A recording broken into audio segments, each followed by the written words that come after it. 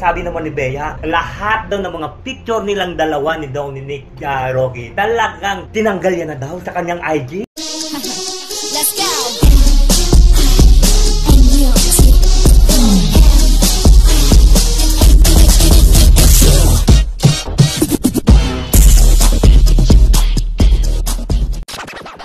Kasi ito, nagulat din ako sa balitang ito.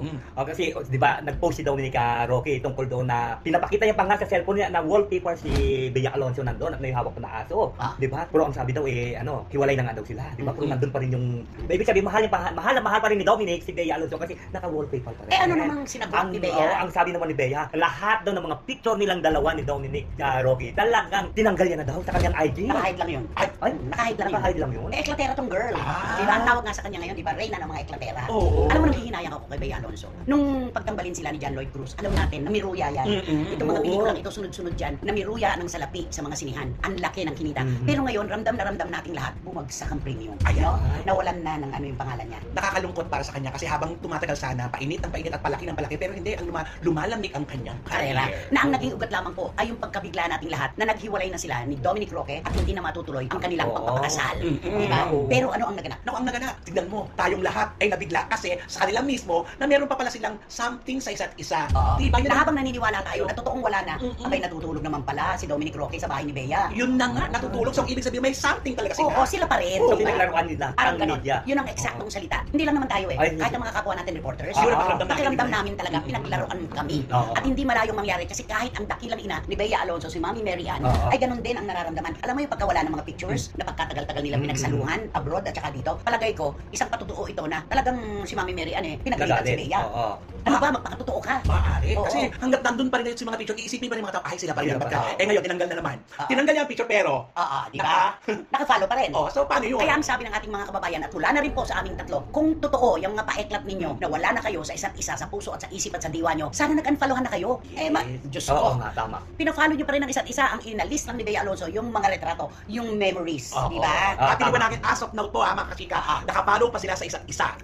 Habang nag-uusap tayong tatlo ngayon, magka-followhan pa rin sila. Nagpa-follow pa rin sila sa isa't isa. Alam mo, nakakapanghinayang lumipat si Bea Alonzo, inalagaan siya ng gusto ng ABS-CBN hanggang sa lumipat na siya ng GMA7. Wala siyang lugar doon. May Reyna, may Marian Rivera. Diba? Tapos yung mga serye niya hindi nagtatagal, no? Correct. Isang season, dalawang season. Wala. Dahil inaasahan natin talaga, boom! Walang totoo yun. Pa isa-isang season, dalawang season, mabuti pa si Marco season. Hanggang ngayon, Marco season. Oo, may bagong kanta. Kaya yung premium niya talaga, bumagsak talaga ng dahil lamang din sa mga paeklat niyo tungkol sa inyong paghihiwalay at hindi natuloy na kasalan. Para lang makakuha ng simpatya, siya lang mismo nagtanggal. Bakit kinakailangan niya pang tanggalin? Kasi alam niya sa sarili niya na never na hindi na interesado ang mga tao sa kanila. Wala na, hindi na binibili sa palengke ng mga issue. Ay, true. Diba? Na ano nga tawag pagka ang tinda hindi na nabibili. Nabalintawan ba? Anong term nyo? Nabalintawan na? Nabantilawan. Nabantilawan na siya. Bilasa. Bilasa kung sa isda. Ganun yun ang tawag sa kanya, Reyna ng mga eklatera. Yan yun. Sayang. Kawawa naman si Bea. Tagal na panahon niyang pinag-ingatan at pinagpaguran ang kanyang karera. Pero dahil sa pagiging ganyan niya, wala. Unang-una kaya niya siguro tinanggal ano yun, nakatago lang yun. Naka-hide lang yun. Kasi once na naging masaya ka sa isang tao, tinatago mo yun. I-keep mo yun for life. Bakit mo tatanggalin kung mahal mo pa? Magpakatotoo ka lang. Siguro para patunayan kay Mami Mary Ann. Pinagagalitan siya diba? Ayan Mami, tinanggal ko na. That means wala na. Alam niyo po, kapag ang mga bata ay naglalaro at nagkakalat, wala sa sala, linis na malinis na, nagkakalat. Anong nakalagay doon? Don't get mad. The children are making memories. Totoo yun. Huwag po tayo nagagalit pag nagkakalat ang ating mga anak. Meron po silang ginagawang memories o kasaysayan nung sila ay bata pa. Ito pa kayang ganito na nagmamahalan. Diba? At saka hindi porket tinanggal niya na ang mga pictures nila sa IG. Ay paniniwalaan na siya. Marami pa kayong dapat gawin para maniwala kami ulit. At saka, napaka-negatibo nung binabato laban kay Dominic Roque. User to the highest degree. Kung mga ganyan diba? Kasi daw, may pa-heart-heart pa, ganon. Para ipapalabas daw na yung aso, yung sinabi mo, at saka yung wallpaper pa rin niya. Si Bea, para lang mapansin. Paano naman siya pag-uusapan? Ano ba ginagawa niya? Pero wala naman sa ginagawa si Dominic. Kaya nga, para mapag-usapan, edi mag-heart-heart na lang. At saka akala ko pa gusto nila ng pribado. Bakit ito na naman siya? Yun ang pinapansin sa kanya. Sabi niya, may papansin ka, gusto mo mapag-usapan ka, tapos ipaglalaban niyo, privacy. Ano to, hindi kayo consistent. Yun ang nakalagay. True. Diba? Nanay kasi lang na siya. Sayang, diba? Lalo na yung bahay, sabihin niya na, nung makita yung cellphone, sabihin hindi niya sinasadya yun. Talagang pinakatwiran niya. Hindi ko sinasadya. Aksidente, Aksidente raw. Na nakaganon siya, diba? Kaya nga, nandun yung wallpaper, ayaw niya talaga kay Dominic. Noon pa man. Noon pa naman. Bakit kaya ayaw ni Mami Mary Ann? Siguro siguro nasabi sa'yo, may nakita siyang hindi maganda doon. Sabi ko nga bakit ayaw mo si Dominic talagang naman yun. Mahal ang anak mo. Oo, mahal ang anak mo at saka siya, pamangkin niya ni Beta Mayo. Hindi mo talaga. Bakit pag pamangkin pa ni Beta Mayo, buong-buo na? Oo, siyempre artistahin niya.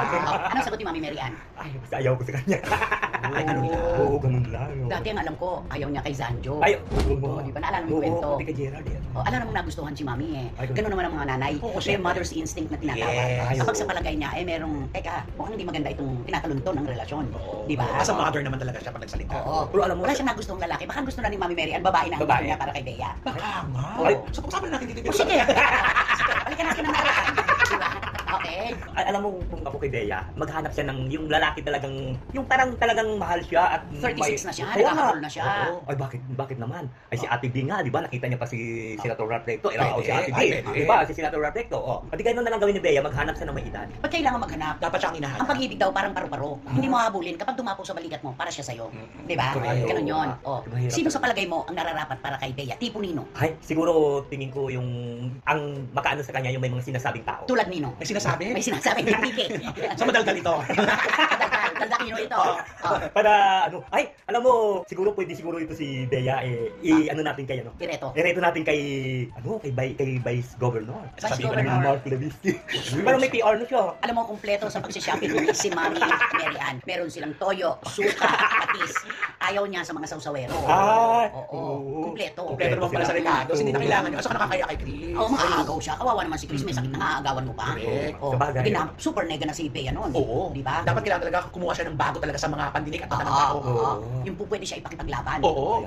Di ba? Yung hinahanap niyang pag-ibig nando sa taong ito. Mag-isip ka, biglaan, pak! Sino? Kasi wala naman lahat kasi ng mga may asawa na di ba? Ang dami-daming wala pang asawang aktor. Oo. Pwede pa. Sino? Sayang kasi. May naiisip ka? Alam mo ba, Huwag mo isipin si Hindi ko- Congressman Salcida. Ha? Sa palagay mo, biglaan, pak! ako gusto ko si John Lloyd para sa kanya talaga eh.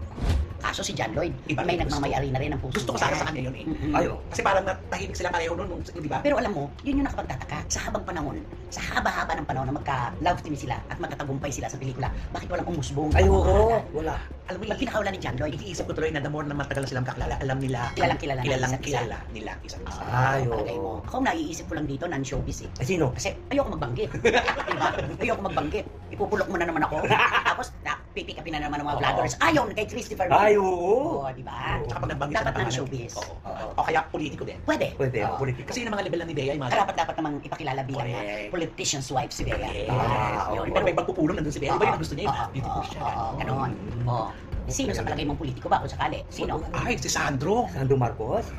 Parang hindi pa rin eh. Si Mayor Vico. Ay, so to, ayun, tumpak doon, Mayor Vico. Pwede, May pwede. napakalalaking lalaki, very decisive, Man of few may words. disposition, Oo. man of few words. Kompleto ka na pagka Vico Soto. Kaya lang, baka may karelasyon na si Mayor na hindi natin alam. Kung sinasabi ni Mayor, wala pa doon sa karelasyon. Eh, syempre, alam mo namang ibulag niya yung buhay niya sa publiko. Alam mo na napaka-privado Oo. na. At yun na nga mga kachika, kung nagustuhan mo ang hot topic natin for today's video, ay ano pang inaantay mo? Mag-like ka na at i-share mo na din para mas marami pang magkakaalam sa hot topic na ito. Maraming salamat! Let's go.